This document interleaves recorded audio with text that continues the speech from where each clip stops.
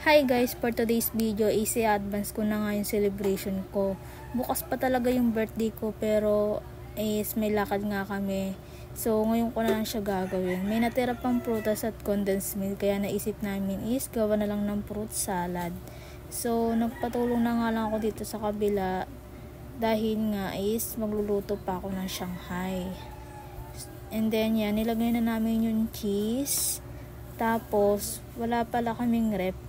So ilalagay na lang namin siya sa plastic para magkasya sa styrofoam. Maliit lang kasi yun, tas lalagyan na lang namin siya ng yelo para hindi agad masira.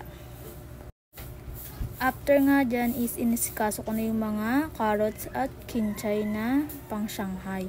Pipinuhin ko lang yan sa food processor. So ito, natatakot pa yung anak ko sa tunog, natimeme siya. Natatakot sa tunog ng food processor. Pinong-pino talaga yan dyan, mi. Order nyo na yan sa TikTok shop ko or Shopee. After nga dyan sa carrots ay nilagay ko na rin yung ibang natirang carrots at kinchay. Yung anak ko talaga is tatameme talaga dyan, oh. Tapos bigla yan lalapit sa akin dahil natatakot nga. Ayan na, alam niya na kasi papaandarin ko na. Ayan, lumapit siya sa akin. Tinatawag ko na yung ama niya. Ang ganda talaga na itong gamitin kasi pinong-pino talaga siya, oh. So, bali, after nga dyan is ay niluto ko na yung pang Shanghai. Ginasa ko na yung bawang, sibuyas at giniling.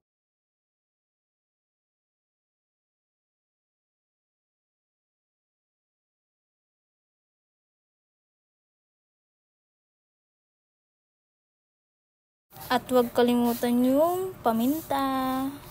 At naglagay na din ako dyan ng konting seasoning. Ihalo-halo lang siya hanggang sa matuyo na yung giniling. At nilagay ko na din yung mga gulay. Then, last is, nakalimutan ko ilagay sa una yung oyster sauce. Kaya naging dark siya. Niluto ko na yan bago siya i-wrap para mabilis maluto mamaya pag pinirito ko na siya. Naglagay ako ng itlog dyan ng mga 2 piraso. So, nagpatulong na din ako kay Mean dyan para magbalot. Next is, inasikaso ko na din yung pang spaghetti sauce. Dito ay inuna ko muna yung giniling para matuyo siya. Tapos, naglagay ko na rin ako ng bawang sibuyas. Then, paminta ulit. Tapos, hotdog. Ihalo-halo, mix-mix mo lang yan. Then, after is konting mantika kasi nga tuyo. Then, spaghetti sauce. Filipino style. Then, mix. Naglagay din ako dito ng rino. Dahil stock nga yan. At paminta. Yung rino is isa na lang yan. So, naglagay ako para masarap.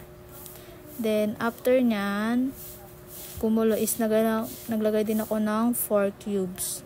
At, syempre, ang pineapple juice para may medyo sweet. At, mala Jollibee ang vibes nyan.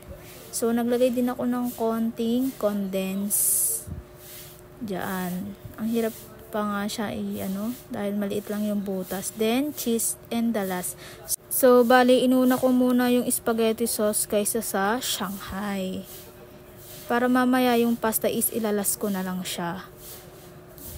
So, it's done na yung pasta sauce.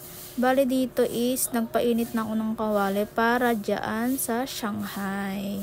Lubog na lubog yung Shanghai dyan, mga mi.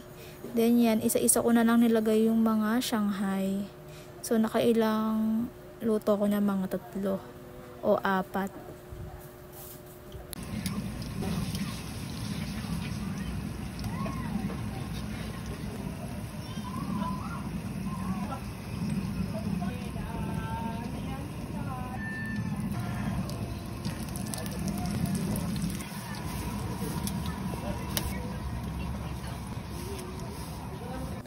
After ko nga maluto yung Shanghai is hinuli na namin yung pasta para malagay na lang namin Kaso malit yung kawali na napaggamitan, kaya tapos na lahat ng preparation. Hindi kailangan ng bongga para maging masaya. So ayun lang guys, thank you for watching in advance. Happy birthday to me.